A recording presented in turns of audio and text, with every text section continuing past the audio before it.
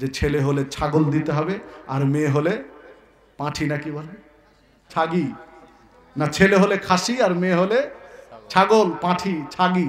জি না, এইরকম ধরাবাঁধা নিয়ম নয়। আপনার যেটা ছাগল, ছাগি, খাসি যেটা সুবিধা হয় আপনি দেন, অসুবিধা নয়।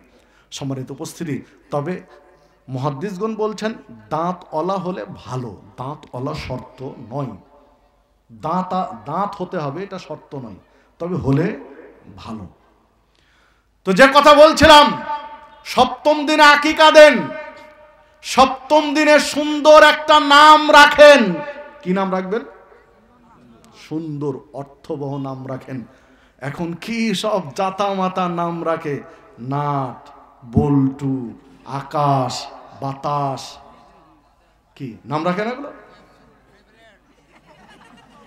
মানুষের নাম পচা নেই। আমি নিজের শোনা নাম বলছি, কি নাম? পচা। তো ভাই এটা কি করে হয়? দেখেন নাম কি? স্পেন্ডিয়ার মির্জা নাম হলো। সুন্দর একটা নাম রাখেন। নবী মুহাম্মদ সাল্লাল্লাহু আলাইহি ওয়াসাল্লাম বিয়ের পরে নিজ স্ত্রীর নাম চেঞ্জ করে দিয়েছেন। অর্থ ভালো ছিল না, স্ত্রীর নাম চেঞ্জ করে ভালো অর্থবহ নাম রেখেছেন। বড় মহিলা, ছেলে মেয়ে রয়েছে, বিবাহিত মহিলা, নাম শুনে বললেন নাম চেঞ্জ করে দাও, তোমার নাম আজ থেকে এটা, নাম চেঞ্জ করে দিয়েছেন বিয়ের পরে।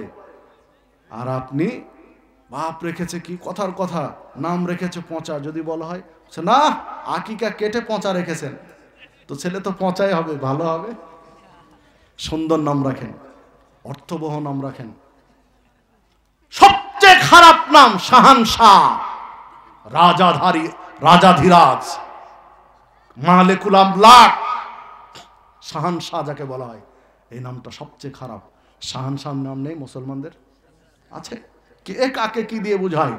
আল্লাহর কাছে সবচেয়ে প্রিয় নাম হলো আব্দুল্লাহ, আব্দুর রহমান, আব্দুল্লাহ, আব্দুর রহমান, আব্দুর রহিম, এগুলো নাম রাখেন। আশ্চর্য হবেন, বলবেন ঘরে ঘরে আব্দুল্লাহ হয়ে যাবে। আরে বাপের নাম আব্দুল্লাহ হবে, ছেলের নাম আব্দুল্লাহ হবে, সমস্যা কি?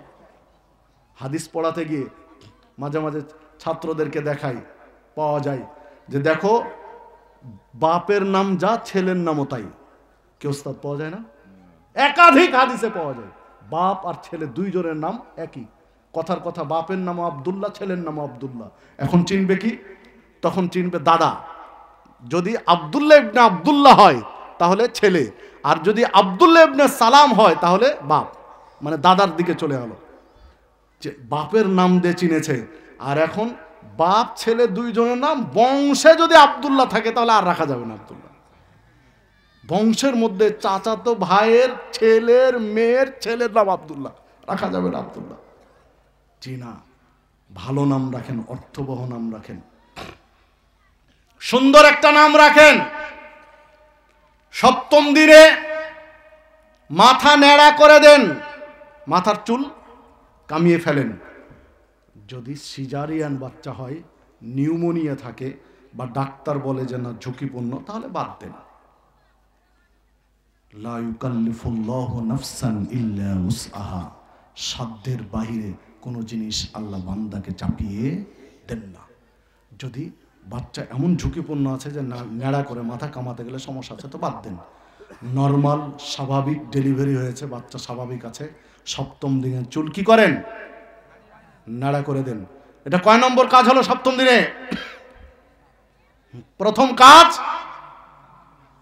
সুন্দর নাম রাখেন, আকিকা দেন, মাথার চুল নাড়া করেন। 4 নম্বর কাজ, যে চুলটা হলো, এই চুলটা ওজন করে সমপরিমাণ চাঁদি, রূপা সাদাকা করেন। যে হাদিস গ্রহণীয় সানাদে রয়েছে, সমপরিমাণ চাঁদি, যতটুকু হয়েছে ততটুকু চাঁদি দান করেন। অনেকেই আপত্তি তোলেন যে অর্থনৈতিক অভাব, এই সমস্যা, ওই সমস্যা, সপ্তম দিনে আকিকা করতে পারিনি। এগুলো সম্পূর্ণ একটা ফাউল, বাজে কথা।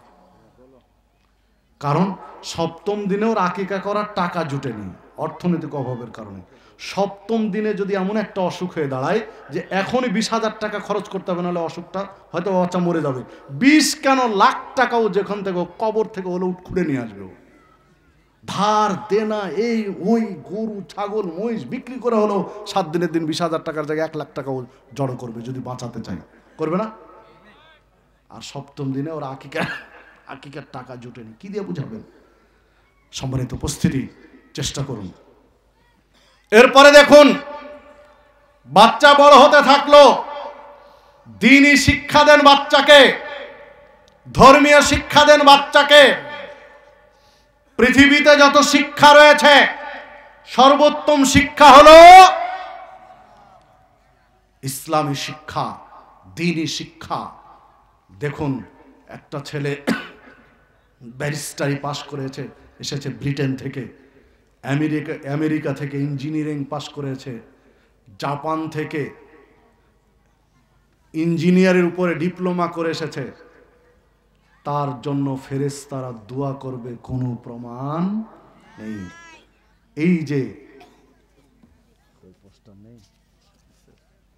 এই যে মোহাম্মদপুর দারুল হাদিস সালাফিয়া মাদ্রাসা হিফজখানার 7ম শ্রেণী পর্যন্ত ক্লাস, এবার 8ম শ্রেণী পর্যন্ত ক্লাস। এই ছোট ছোট বাচ্চাগুলো বাড়ি থেকে যখন বের হয়, বাড়ি থেকে যখন মাদ্রাসার উদ্দেশ্যে বের হয়, হাদিসে স্পষ্ট যেটা পাওয়া যায় যে ফেরেশতারা পাখা বিছিয়ে দেয় এই বাচ্চাগুলোর পায়ের তলায়। পায়ের তলায় ফেরেশতারা পাখা বিছিয়ে রেখেছে। আপনার ইঞ্জিনিয়ার, ডাক্তার, ব্যারিস্টার, প্রফেসর ছেলে বিদেশ থেকে ডিগ্রি নিয়ে আসছে, তাদের পায়ের তলায় পাখা বিছায়, কোনো প্রমাণ নেই।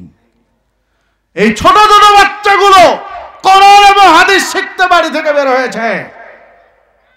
পানির নিচে, পানির ভিতরের মাছগুলো তাদের জন্য দোয়া করে, পিপিলিকাগুলো গর্তের ভিতর থেকে দোয়া করে, ফেরেশতারা তাদের জন্য প্রার্থনা করে। আপনি চিন্তা করতে পারেন, হ্যাঁ,